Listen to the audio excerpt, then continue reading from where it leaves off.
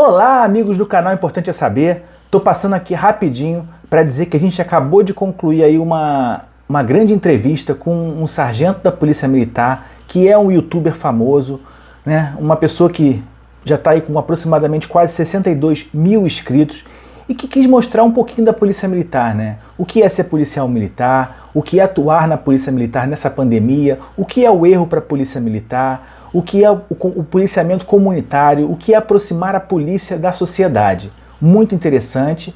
Foi uma parceria aí com o canal Democracia Brasileira, fizemos um ótimo bate-papo e eu vou dividir em 2 vídeos, tá? Estou postando nesse momento a parte 1 e logo depois vem a parte 2. Espero que gostem e se gostarem, se inscrevam no canal e deixem o like. Obrigado. 100%, 14. Caveira, meu capitão. Então senta o dedo nessa porra. Olá, amigos do canal Importante é Saber, amigos do canal Democracia Brasileira, e hoje a gente vai ter mais uma surpresa aqui. Estamos trazendo aí o Sargento Camargo, que tem um canal também de muito sucesso no YouTube, que chama-se Sargento Camargo, Polícia Comunitária, e hoje a gente vai conversar um pouquinho sobre a questão da segurança pública no meio dessa pandemia, o que é ser um policial militar no Brasil, não é uma tarefa das mais fáceis, enfim, a gente vai bater um longo bate-papo com ele aí, trazendo um pouquinho da experiência dele, um pouquinho do conhecimento que ele tem e deixar para vocês aí, né? Muitas pessoas têm vontade de ser policial, muitas pessoas têm o sonho, né, de se tornar um membro efetivo da defesa do Estado, e é interessante conversar com quem efetivamente está lá. Vou passar aqui a bola para o meu amigo Henrique, que já é um parceiro de longa data desse canal, e logo após ele o Sargento Camargo se apresenta e a gente começa as perguntas. Henrique, a bola está com você. Muito obrigado, boa noite a todos. Fico satisfeito e lisonjeado mais uma vez estar com o Leonardo do canal Importante é Saber. E lisonjeado também por estar com o Sargento Camargo, do canal dele, do canal do Sargento Camargo, que é muito bom, inclusive, que eu recomendo estarem aí no canal dele, para conhecer o canal dele, com um projeto muito, muito bacana que ele traz dentro do YouTube. E fico agradecido por estar participando dessa live e debater algo que realmente agregue na sociedade, algo que, porque a gente vê muito no YouTube, às vezes algo que não agrega, algo que serve por marketing ou por venda, mas a gente sempre tenta qualificar do melhor ponto de vista, do melhor sentido, trazer uma coisa didática para todos que estão nos assistindo. Então, mais uma vez, agradeço pela presença do Dr. Leonardo e do Sargento Camargo. Também quero Sargento, deixar meu... pode se apresentar. eu quero deixar meu boa... Eu sou o Sargento Camargo, né, como foi dito. Tenho um canal no YouTube, Sargento Camargo Polícia Comunitária. Peço que vocês se inscrevam. Esse canal eu fiz para quebrar um pouco da barreira dessa comunidade com a polícia, né, para que se ouça um pouco a voz do policial militar, que é, eu acho, um segmento assim muito fechado. E quero já desejar o meu boa noite a todos os inscritos, a todos os que estão assistindo, ao Dr. Leonardo, ao Henrique pelo convite, muito honrado de estar participando com vocês e contribuindo nesse projeto que vocês têm de trazer algumas pautas, alguns temas. Beleza? Então, eu estou aqui para responder algumas questões, e aí vamos falar um pouquinho aí sobre segurança pública, né, sobre as funções do policial militar, carreira, né, enfim, as pautas aí já citadas. Henrique, quer começar? Pode ser. Sargento Camargo, vou começar falando que há 3, 4 anos atrás, talvez a gente passava por um momento que não estamos passando agora, não tão complicado e delicado como a gente está passando agora.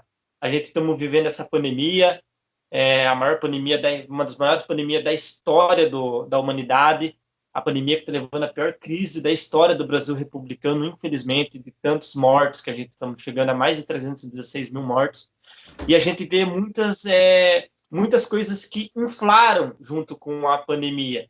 São as questões das coisas domésticas, os acidentes, os crimes, são até então o abuso em vários setores da sociedade, os crimes acabam aumentando por essa questão de ficar em casa, a questão de nervosismo das pessoas. E eu quero entender o lado do senhor dentro dessa pandemia. O que mudou desde o começo da pandemia, no começo do ano passado? O que mudou para a polícia? Qual foi o sentimento que a polícia está enfrentando desde o começo da pandemia dentro do âmbito do nosso país e do Estado. Então, Henrique, na verdade, essa pandemia, ela começou, como você disse, uma pandemia, assim, que eu acredito que até uma pessoa com 100 anos de idade talvez não teria vivido um momento como esse, né? Algo novo, algo que a gente vê que até os governantes estão se debatendo para chegar a uma solução, ninguém sabe, uma hora é uma coisa, outra hora é outra. E nós, como policiais militares, no início, eu acho que todo mundo achou que isso aí seria algo que passaria logo, mas já está se arrastando há um tempo, né? E nós, como policiais militares, né, que somos ali a ponta da lança, ali, as pessoas que estão na rua e fazem um papel chato, na verdade, que quando tem um decreto, uma determinação, é nós que temos que ir lá e fazer aquele serviço que talvez ninguém gostaria de fazer, muitas vezes aí, porque agora se chegou numa situação que se diminuiu o número de furtos, de roubos, de outras ocorrências, até por conta dos decretos, mas se aumentou, em contrapartida, como você já disse, violência doméstica, situações familiares, né? Você vê hoje em dia as pessoas que não estavam habituadas em ficar em casa, em ficar restrito, sem o convívio social, as pessoas elas estão tendo também assim um certo grau maior de problemas emocionais. Então tudo isso interfere na vida da sociedade e aí que entra a polícia, né? E aí que a polícia então ela hoje está atendendo muito mais situações aí de familiares mesmo, não é situação que a gente fala assim que é um criminoso, é uma situação familiar, é um desentendimento, é uma situação de família, entendeu?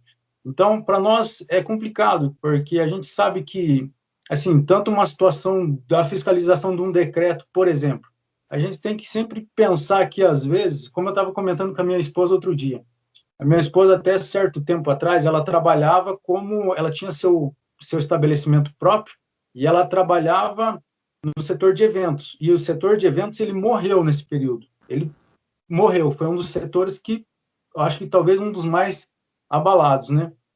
Graças a Deus que eu trabalho, tenho meu salário, então...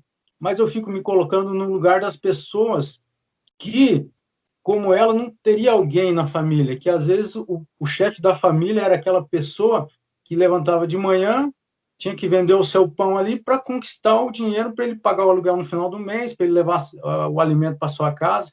Então, tudo é muito complicado, tudo muito complexo. Nessa situação de pandemia, a gente não está lidando assim com, não vou dizer que é aquele marginal, aquele criminoso. Você está lidando com situações familiares que acontecem, de uma situação que saiu do controle dentro da casa, porque às vezes o filho que era para estar indo na escola não está indo, está dentro de casa, a mulher está dentro de casa, o marido está dentro de casa, e tudo isso mudou a rotina. E tudo isso ainda, aliado a isso, tem a situação também da ansiedade, da pessoa ter medo de um futuro, de pegar esse Covid. Então, tudo isso trouxe outros problemas. E para nós é difícil, para nós é complicado, porque aí você está envolvido nessa parte, né? Porque daí você está ali, ó, atendendo uma situação, por exemplo, como eu estava falando antes, de ir num comércio, orientar um comerciante, às vezes. Então, é situações assim que, cara, que é desagradável, né? Que às vezes a opinião própria de pessoa nossa seria diferente do que está acontecendo, né? Do que a gente teria que fazer, mas a gente é cumpridor da lei e você sabe muito bem, né? Vocês todos, que se a gente não fazer, de repente, o que tem que ser feito, a gente responde por uma prevaricação, né? Então, é uma situação bem complexa para quem é da área de segurança pública. Você tem que medir as suas ações, você tem que dosar, você tem que ter bom senso, é lógico, dentro daquele bom senso que é te dado a liberdade ali de discricionariedade, né? Também você não pode fazer nada assim, eu não posso fazer nada Carlos Camargo, né? Eu tenho que fazer o que está na legislação.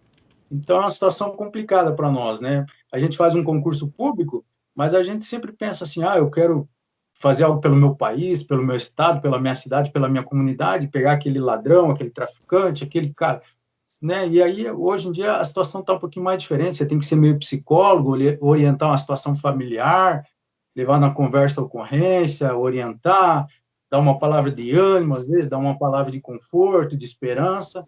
Então, hoje em dia está mais dessa forma mesmo. A gente, além dos nossos problemas em casa, né, das nossas situações familiares, a gente tem que estar com uma mente muito boa para atender esses tipos de ocorrência também.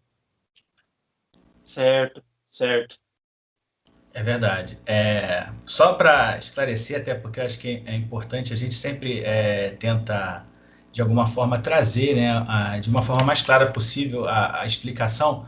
Talvez algumas pessoas podem não compreender, mas só para explicar, gente, quando o sargento fala em prevaricação, ele é um crime que tem no Código Penal que ele obriga o funcionário público, né, o agente público, a fazer aquilo que a lei determina. Ou seja, ele não pode, por juízo pessoal, retardar, deixar de praticar ou praticar indevidamente um ofício ou um ato que a lei o obriga de fazer. Tá, gente? Então, assim, só para explicar para quem não é da área, que assim, prevaricar é um dos crimes mais comuns de se acontecer com o servidor público, mas que é um crime grave e que, foi o que ele falou, se a lei determina uma atitude para ele, uma conduta, ele não tem o poder de poder fazer diferente por juízo pessoal ou juízo de valor. Ele está obrigado a seguir o que a lei determina. Só para explicar. E aí, sargento, voltando à questão, que é interessante, a gente estava até conversando um pouquinho antes de começar a entrevista. Existe muito na sociedade a questão do erro, né?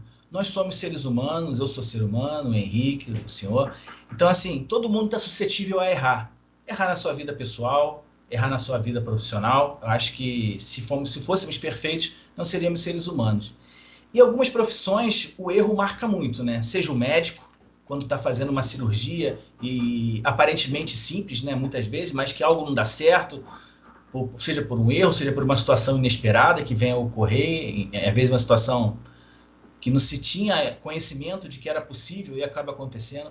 E na polícia, acho que também, quando acontece um erro da polícia, muitas vezes a gente vê na imprensa, as pessoas simplesmente metem o malho, vem o jornalista que não entende lufas, que nunca subiu uma favela, nunca teve numa operação de risco, e que muitas vezes o próprio policial vem a óbito, né? Então, assim, até estava dando um exemplo, há um tempo atrás, na favela do Andaraí, do Rio de Janeiro, a gente teve um caso de uma incursão policial. Quem não conhece o Rio de Janeiro e as favelas do Rio de Janeiro, são favelas muito estreitas, ou seja, muitas vezes não passa nem carro. É só a pessoa e tem barracos de 2, 3 andares, muitas vezes os famosos puxadinhos, né, que se alastram pelo Brasil.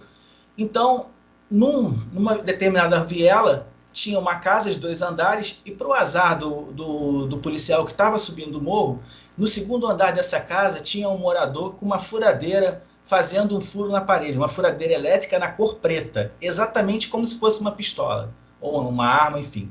Ele estava aproximadamente aí uns 200 metros, 250 metros, quando ele virou, que viu aquela... Porque uma furadeira, ela parece com uma arma, efetivamente. Se você olhar de longe, se você não tiver muito focado ou estiver muito próximo, você vai confundir. Eu posso confundir, qualquer um de nós. E aí ele, infelizmente, veio a atirar nesse morador que faleceu no local. E na época teve-se toda uma questão de não podia, enfim. Teve o julgamento e aí acredito até que ele, se eu não me engano, ele foi até absolvido por ter agido em erro, segundo, se eu não me engano, que o Tribunal do Júri determinou. Mas, voltando à pergunta, como é lidar com uma profissão em que o erro é tão condenado por todos, pela sociedade, por aquele que efetivamente não conhece o seu trabalho, mas na hora de opinar por um erro, é o primeiro a falar? Como é lidar sempre, como diziam os antigos, no fio da navalha? Então, na verdade, assim, eu sempre falo isso também, concordo com o pensamento do senhor. A gente vive numa situação que, se dependendo da a sua ação, você vai de herói a vilão numa questão de segundos. Então, o policial militar hoje ele sabe disso, por conta da exploração da mídia. Assim, é uma situação bem assim que está muito, pelo menos para mim que estou já com 8 anos de policial militar, eu já tenho bem assim na minha mente bem claro isso. Você tem que sempre pensar muito bem antes de você tomar uma atitude, porque é aquilo que eu disse, para você ir de herói a bandido é uma questão, um raio de segundos. É uma situação que você faz e você vai. É como você disse, comparou com a profissão de médico, piloto de avião também, é profissões que você não pode errar, que se você errar, envolve vidas humanas. E aí, eu sempre falo, a polícia militar, ela funciona assim, ó, é tipo uma autoescola quando você não sabe dirigir. Você vai lá, você faz as tuas aulas ali dentro, por exemplo, de moto, você faz naquela pistinha eterna ali, só que quando você sai na rua é outra situação. Quando você pega a tua motocicleta e vai pilotar na rua, você vai ver que a complexidade daquela pista, que era tudo previsível, é totalmente diferente. E é aí que você aprende a ser policial, é aí que você vai se desenrolar como policial militar. Eu trabalhei, agora eu estou no administrativo, mas eu trabalhei durante muito tempo aqui em Cascavel, numa área de alto índice de criminalidade. Durante muito tempo. Eu trabalhei ali e ali eu fui aprendendo as situações na prática. Então, muitas vezes o policial militar, ele erra, porque ele é um ser humano, como o senhor citou essa situação lá do Rio de Janeiro, né? Só que esse erro, a mídia em si, ela explora demais em cima, né? Lógico, eu tenho certeza que o erro do policial militar, ele deixa consequências, ele deixa sequelas, se levar uma vida, por exemplo, que não tem mais como voltar atrás. É diferente de você perder um bem material ou uma outra coisa, você perder uma pessoa é algo que deixa um buraco mesmo, deixa um trauma gigantesco numa família. E eu tenho isso, eu levo isso comigo assim, ó, hoje em dia, muito bem assim, definido, sabe? Eu penso muito antes de tomar uma atitude, porque eu acho que eu não conseguiria nem dormir de noite se eu cometesse um erro, às vezes, com um inocente, com uma pessoa que está ali numa situação e eu cometer um erro ali e atingir essa pessoa. Então, o policial tem que ter isso na sua mente, né?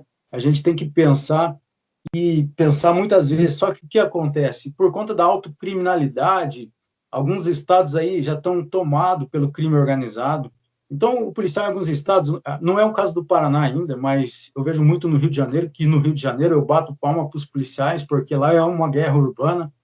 O cara que é policial dentro do Rio de Janeiro, eu não sei, mas o cara, eu não sei como que é a mente desse cara quando ele sai de manhã, mas eu fico pensando às vezes e eu tiro o chapéu para esses policiais, os bons policiais que estão lá, que fazem o seu trabalho certo, que realmente fizeram o juramento e estão indo lá para o dia a dia para combater a criminalidade.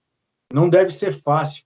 Eu acho que ele vive numa tensão porque você pensa, né? O cara tem que até esconder a farda dele para secar. Ninguém pode ver que ele é, ninguém pode saber que ele é policial militar. Então, imagina a situação. Então, muitas vezes, tudo isso, ela acaba tomando a mente do policial e acontece situações, como o senhor disse, que, às vezes, numa antecipação, na vontade ali de proteger a sua própria vida, cometeu esse erro aí, ó. Mas, o que que a gente tem que... É lógico, eu não estou aqui para dizer porque, de repente, a família dessa pessoa, se ela vir, ela vai falar, porque não é na sua família, né? Mas, assim, aquele erro culposo, aquele erro que o policial faz tentando proteger a sociedade, não que eu estou passando pano, não que eu estou falando que, né? Mas, enfim, acontece, é ser humano, nós somos seres humanos. E aonde haver um ser humano, vai ter erro. Aonde tiver pessoas envolvidas, vai ter erros. Então, esse erro é um erro, assim, que, sabe, que é lamentável. A gente lamenta muito, a gente sabe a dor, pensa, né, na verdade, a dor que essa família que perdeu uma pessoa por uma situação de erro, ela deva sofrer, ela deva levar um peso aí por toda a sua vida. Mas é diferente daquele erro que é um erro doloso, né? É aquele erro maldoso, é aquele erro que, de repente, você sabe, né? Todo setor, tanto medicina, até na igreja, tem as pessoas de mau caráter. Então, é diferente disso. É um policial que está ali trabalhando, que saiu de manhã, que não quis.